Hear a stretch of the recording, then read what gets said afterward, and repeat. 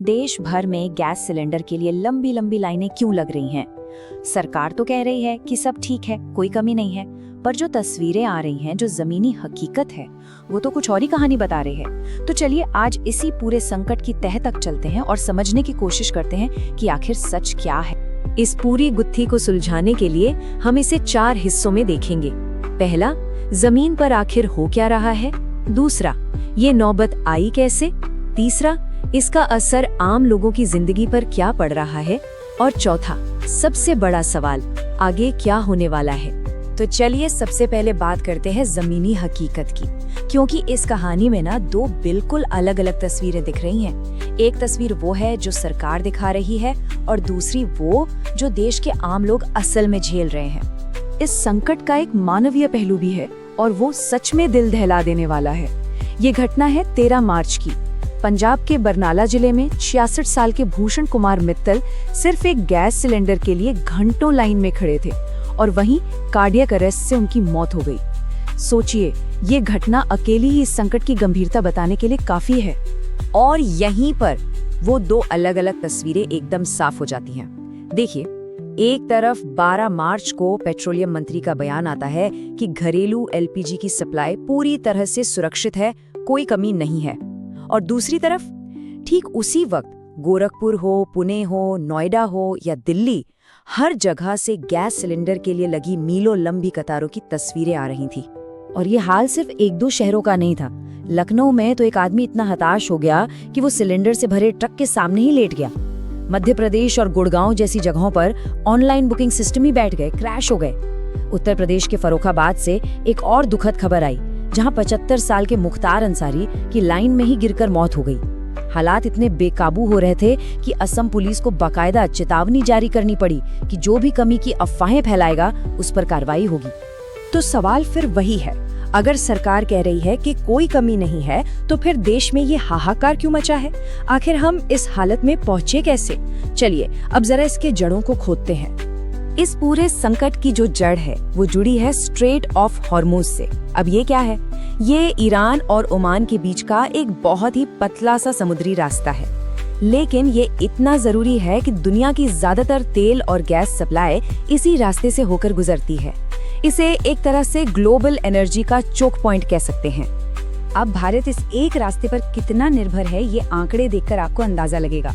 देखिए, हम अपनी जरूरत का करीब 60% एलपीजी बाहर से मंगाते हैं और उस 60% में से 90% हिस्सा यानी देश की कुल जरूरत का लगभग 54% सिर्फ और सिर्फ इसी एक पतले से रास्ते स्ट्रेट ऑफ हॉर्मुज से आता है। तो हुआ ये कि जैसे ही इस रास्ते पर संकट आया, हमारी आधी से ज्यादा सप्लाई पर एक तरह से ताला लग गया। लेकिन सोर्स का दावा ये है कि असली मुद्दा सिर्फ ये युद्ध या रास्ते का बंद होना नहीं है। असली मुद्दा है दूरदर्शिता और तैयारी की कमी, क्योंकि जो एक्सपर्ट्स इंटरनेशनल पॉलिटिक्स पर नजर रखते हैं, उन्हें महीनों पहले से इस खतरे का अंदेशा था। चेतावनी दी जा रही थी, लेकिन लगता है कि उस पर कोई ठोस तैयारी नहीं की गई। और अब जो बात सामने आ रही है वो शायद सबसे ज्यादा चौंकाने वाली है। सोर्स के मुताबिक भारत के पास कोई बड़ा स्ट्रेटेजिक एलपीजी रिजर्व है ही नहीं। मतलब मुश्किल वक्त के लिए कोई बड़ा बैकअप स्टॉक नहीं है।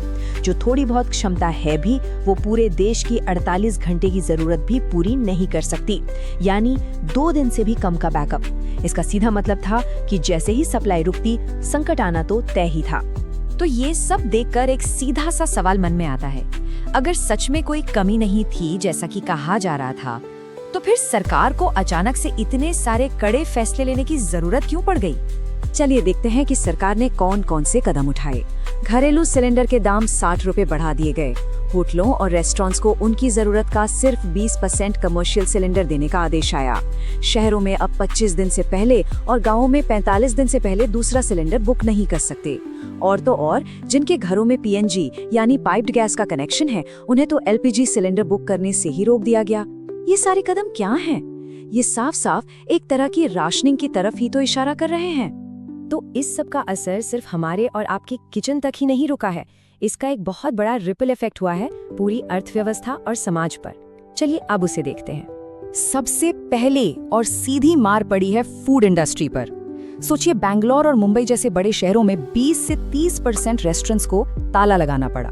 जो फूड डिलीवरी एप्स हैं उन पर ऑर्डर्स में 50 से 60% की भारी गिरावट आई है। ये सीधे सीधे हजारों लोगों के रोजगार और पूरे इकोनॉमी पर एक बड़ी चोट है।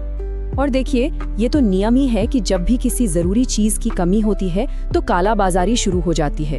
जो घरेलू सिलेंडर ऑफिशियली 900 रुपए के आसपास का है, वही ब्लैक मार्केट में 2000 से 3000 रुपए का बिक रहा है। और कमर्शियल सिलेंडर का तो पूछिए ही मत, उसकी कीमत 3000 से 6000 रुपए तक पहुंच गई है। ये साफ तौर पर लोगों की मजबूरी का फायदा उठाना है। लेकिन शायद इस संकट की सबसे दुखद और दर्दनाक तस्वीर आ रही है ग्रामीण भारत से। वो महिलाएं जो उज्ज्वला योजना के आने के बाद सालों बाद लकड़ी और कोयले के जहरीले धुएं से बाहर निकली थीं, आज गैस सिलेंडर न मिलने की वजह से उन्हें वापस उन्हीं मिट्टी के चूल्हों पर लौटने के लिए मजबूर होना पड़ रहा है। ये एक तरह से प्रगति का पहिया उल्टा घूमने जैसा है। तो अब आते हैं सबसे बड़े सवाल पर कि आगे क्या होगा, ये संकट आखिर कब तक चलेगा। चलिए सोर्स के आधार पर देखते हैं कि आने वाले वक्त में क्या क्या हो सकता है और हमारे पास क्या रास्ते हैं। मोटे तौर पर 3 सिनारियो बनते हैं। पहला, कि जहां लड़ाई चल रही है वहां सीज फायर हो जाए, लेकिन ईरान के नए और सख्त रवैये को देखते हुए इसकी उम्मीद फिलहाल कम है। दूसरा रास्ता है कि हम दूसरे देशों से इमरजेंसी सप्लाई मंगाएं, लेकिन जो शिपमेंट अभी पहुंचे भी हैं वो हमारी एक दिन की जरूरत भी पूरी नहीं कर सकते। और तीसरा ऑप्शन है कि स्ट्रेट ऑफ होर्मुज का रास्ता फिर से खुल जाए, जो बिना सीज फायर के लगभग नामुमकिन है क्योंकि वहां माइंस बिछा दी गई हैं। तो इन सभी बातों को ध्यान में रखते हुए सोर्स का जो एक रियलिस्टिक अनुमान है वो ये कहता है कि इस संकट से निकलने में अभी कम से कम 4 से 8 हफ्ते और लग सकते हैं। मतलब ये मुश्किल अभी कुछ और वक्त तक जारी रह सकती है। तो ऐसे में सवाल उठता है कि आम आदमी क्या करे। देखिए, कुछ प्रैक्टिकल चीजें हैं जो की जा सकती हैं। अगर आपके घर में बिजली की सप्लाई ठीक रहती है तो इंडक्शन कुकर एक अच्छा विकल्प हो सकता है। अगर आपके इलाके में पीएनजी यानी पाइप्ड गैस की लाइन है तो उसके कनेक्शन के लिए तुरंत रजिस्टर करा लें। कहीं भी कालाबाजारी होते देखें तो नेशनल कंज्यूमर हेल्पलाइन पर उसकी शिकायत जरूर करें। और सबसे जरूरी बात, पैनिक होकर सिलेंडर जमा करने की कोशिश न करें। इससे दूसरों की मुश्किल बढ़ती है और संकट और गहरा होता है। और आखिर में एक सवाल जो ये पूरा संकट हमारे सामने छोड़कर जा रहा है। सोर्स का ये दावा कि 140 करोड़ लोगों के देश के पास अपनी जरूरत का 48 घंटे से भी कम का एलपीजी रिजर्व है, ये भविष्य के संकटों से निपटने के लिए हमारी राष्ट्रीय तैयारी पर एक बहुत बड़ा सवालिया निशान लगाता है। ये एक ऐसा सवाल है जिस पर हम सबको गंभीरता से सोचना होगा।